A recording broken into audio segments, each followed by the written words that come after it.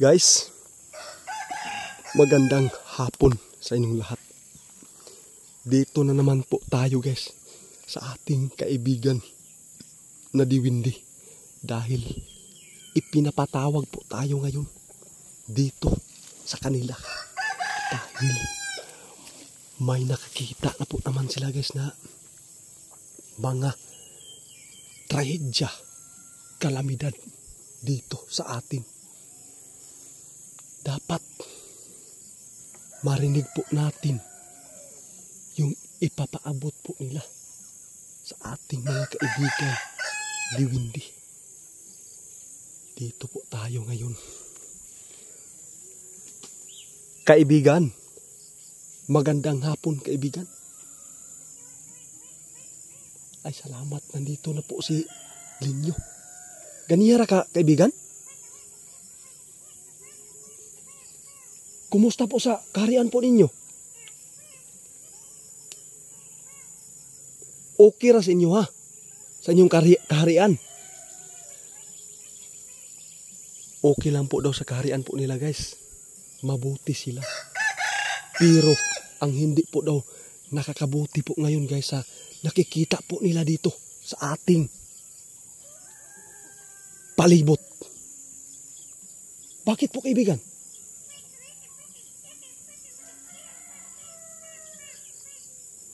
Diyos ko guys, ito na guys, na ipaabot na po nila sa atin. Ang sinabi ngayon ni kaibigan guys, dahil ipinapatawag po tayo dito para po ay marinig po natin ang ipapaabot po nila. At saka malaman po sa lahat ng tao po dito na makakita po ito sa ating video. Sige kaibigan.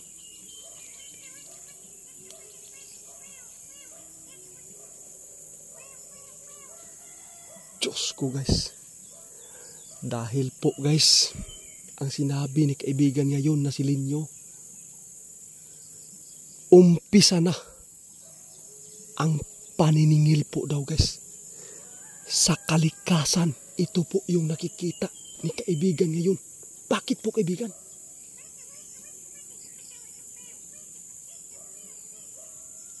Ginoo ko. Na sana lang kaibigan na hindi po ito tutuloy po yung mga nakikita mo kaibigan.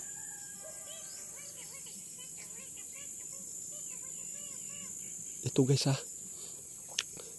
Malapit na po daw mag-September, October, November, December. Ito po daw guys ang paghahandaan po daw natin dito guys. Dahil po dito po tayo mag-umpisa na makaranas po ng maraming kalamidad po daw dito sa atin. Dahil lang po sa paniningil po sa ating kalikasan. Diyos ko.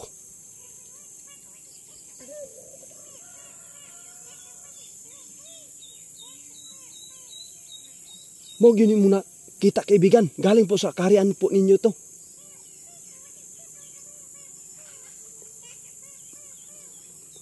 Wag na lang sana po. Guys, galing po ito sa kaharian po nila. Nakikita po nila. Umpisa na daw guys ang mga naranasan po natin na mga kalamidad. Pero ang napakalain ani guys, ang hindi po mabuti guys, dahil nakikita ni kaibigan, maraming taong mamamatay dahil lang po sa mga kalamidad po ngayon. Ano po ito na kalamidad kaibigan?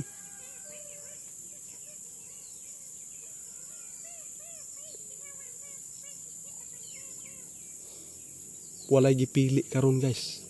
Sa September, October, November, December, walay gipili nga atuang masagubang nga mga kalamidad. Paryaaning lindol, bagyo. Ang pagbagyo guys, bisan pa man daw guys, nakita na to karon na ana ang bagyo. Hinay, pero nagdala siya og pagbaha. Mao ni napakadelikado. Mao ni gikabalakkan ni kaibigan karon nga ang kalikasan maniningil na. Tungod ni guys, dili nato mapugngan ang pagbaha. Tungod sa atong kalikasan nga atong gipanghilabtan ang mga kakahuyan. Mao ba ni kaibigan?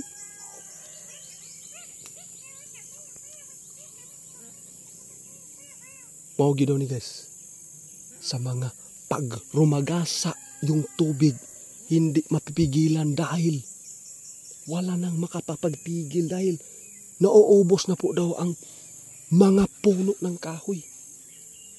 Diyos ko naman kaibigan, sana po ay maiwasan po natin ito na mga trahedya at sa mga kalamidad po ngayon.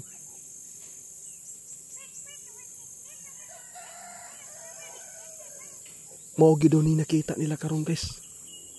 Umpisa na ngayong September, October, November, December, mao gid ni atuang paghahandaan. Di gid mapipigilan ni guys. Sagol-sagol ang mga kalamidad nga moabot sa atoa karon. Diyos ko. Bisan pa man karon guys, walay nahitabo karon guys nga pag-ulan, pero ang nakita ni kaibigan daghan jud moabot nga mga kalamidad nga magdala sa mga tao nga daghan ang mga matay. Kaibigan, salamat lang yun ani kaibigan nga imong gipaabot para maka panghandam ming tanan.